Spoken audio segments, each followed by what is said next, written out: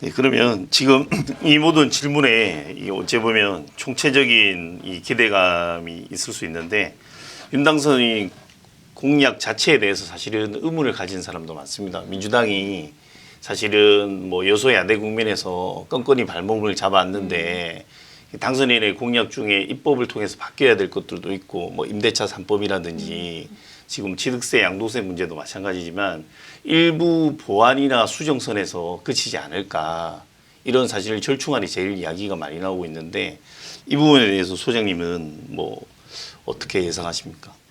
네, 지적하신 사항이 굉장히 좀 중요한 게 네. 새 정부 출범해서 이제 적극적으로 뭔가 시장에 이런 규제 완화나 부양책을 쓰려고 해도 네네. 여소야대 국면이 네네. 입법 과정에서는 확실히 네네. 좀 변수가 될 수 있는 네네. 게 사실이어서요.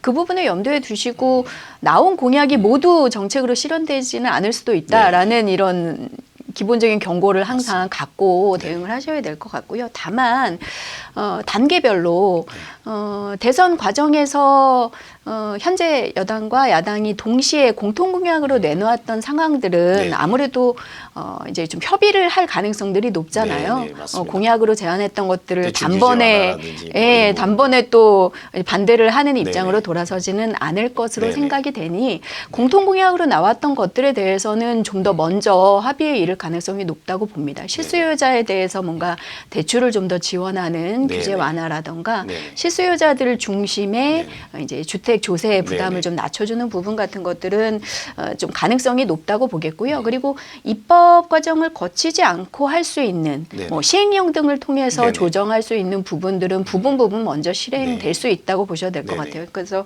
예를 들어서 뭐 재건축에 관련된 규제 완화 부분에 있어서도 뭐 초과이익 환수제를 바로 뭐 폐지를 한다던가 이런 걸 마음대로 할 수 있는 네네. 것은 아니지만 네네.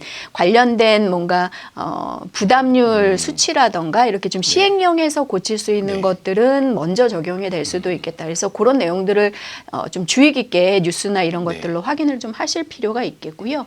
또 전반적으로 이 여소야대 국면에서의 입법 과정에서의 충돌도 저는 개인적으로 이제 6월에 지방선거가 또 있기 때문에 이런 시장의 민심을 어느 정도 고려해서 좀 필요한 것들은 적극적으로 좀 논의도 하고 합의를 할 가능성들이 좀 있고 아주 민감한 원래 이 현재 여당의 정책 중에서 민감하게 후퇴할 수 없는 내용들에 대해서는 좀 대립하는 이런 상황들이 되지 않을까 싶습니다. 양보할 건 양보하고 해서 지방선거에서 예, 지방선거도 해야 되기 본인들이 때문에 좀 유리한 측면이 있는 것들은 양보를 하고 해서 그렇죠. 시장에서 뭔가 이게 좀 합리적으로 조정해야 될 부분에 대해서는 좀 같이 협의를 할 가능성이 많고 그럼에도 불구하고 이제 본인들의 철학이나 정책을 유지해야 되는 민감한 사안들에 대해서는 좀 이렇게 좀 가장 해결되지 민감하게 않을 수 있다. 뭐 이렇게 좀 나눠서 보셔야 되는데 그럴 수 있는 사안이 뭐냐라고 좀 개인적으로 예측을 해보면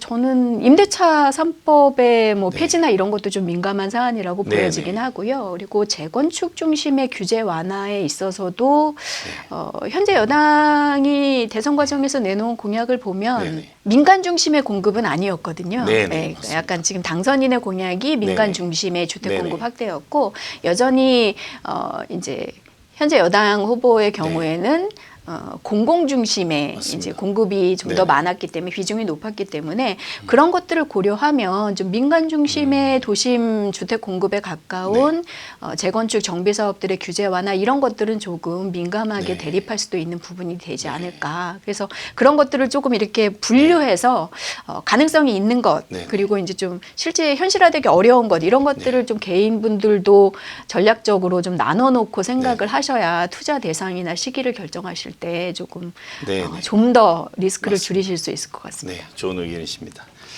네, 그럼 지금 뭐 다 이걸 총체적으로 저희가 사실은 뭐 집을 살까 말까 문제부터 시작을 했는데 지금 1주택자들도 뭐 저도 1주택자지만 집을 한 채 더 사야 되나 아니면 뭐 똘똘한 한 채로 갈아타서 경기권에 있는데 서울로 진입해야 되나 이런 질문을 가장 많이 하고 저도 가장 궁금한 것 같아요. 어찌 보면 식상한 질문일 수도 있는데 소장님 어떻게 생각하십니까? 세금 정책이 좀 바뀌더라도 현재처럼은 아니겠지만 다주택자나 주택 자산이 많은 분들의 상대적으로 조금 조세 부담을 더 이렇게 중과하는 기본적인 방향성은 완전히 바뀌지는 않을 것 같습니다. 물론 지금 현 정부에서 쓰고 있는 것처럼 주택수 기준에 이렇게 좀 과도한 중과 같은 것들은 조금 달라질 수 있겠으나 기본적으로 저희가 주택수가 많은 분들에 대해서 뭔가 조금 더 이제 세율을 높인다던가 이런 것들은 수시로 적용이 되어 왔기 때문에 주택수가 불합리하게 많은 것들은 기본적으로 조금 배제를 하시는 조심을 하시는 것들은 필요할 것 같고요. 다만 근데 뭐 1주택자 분들 중에서 진짜 좀 장기 보유 투자성이 높고 여러 가지 지금 달라지는 규제 완화나 정책 새 정부의 공약을 생각했을 때 투자성이 있다. 뭐 이런 것들은 자금 준비가 되고 하시면 투자는 좀 합리적으로 계속 하셔도 되지 않나. 다만 그리고 세금 부분도 현 정부보다는 다주택자에 대한 중과 부담이 좀 완화될 가능성이 있죠. 아무래도 그래서 그런 것들을 고려하면 자금이 충분하고 투자성이 확실한 상품이냐. 그리고 내가 계속 주택으로 투자를 할 거냐. 뭐 이런 전체적인 자산 투자 포트폴리오를 한번 점검하시고 나면 나는 그렇게 해도 되는 현재 구조를 갖고 있다 하시는 분들은 계속 투자를 하셔도 저는 무방하다라고 봅니다.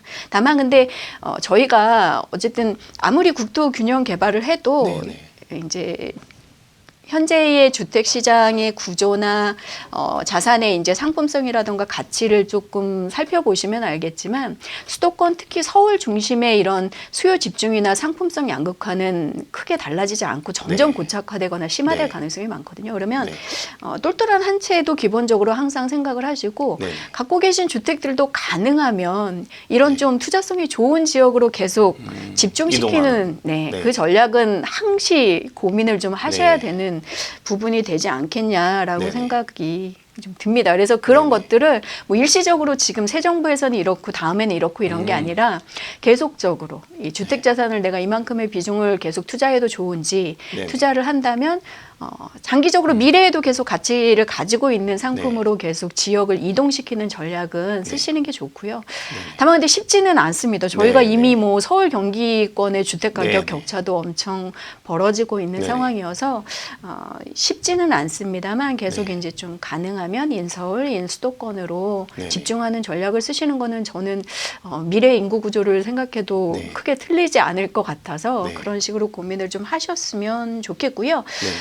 주택을 새로 좀 투자하시는 입장에서는 일단 1주택자분들이 재고주택 구입을 하신다면 아무래도 재고주택 가격이 좀 싸게 나올 때 구입하시는 게 그래도 제일 유리하시기 때문에 다주택자들의 매물 처분 시기가 좀 언제 있을 수 있냐를 고민하실 필요가 있어요. 새 정부에서 다주택자에 대한 양도세 중과 너무 과중한 이런 세율 부담을 한시적으로 유예해 주겠다라는 공약이 있었고 이 내용은 이제 현재 여당에서도 공통 공약으로 나왔었던 부분이어서 저는 시행될 가능성이 꽤 높다고 생각을 합니다. 그래서 그게 적용이 되면 뭐 물량이 폭증하면서 막 강화하는 시세를 기대하시는 것까지는 무리일 수 있겠으나 일부 하향 조정에서 매물 처분을 시도하시는 집주인들 물건은 나올 것으로 출시가 될 것으로 예상이 돼서 그 시기에 좀 눈여겨봐 두셨던 지역에 급매물이 나온다면 추가적으로 재고주택 투자도 가능하실 것 같고요. 급매물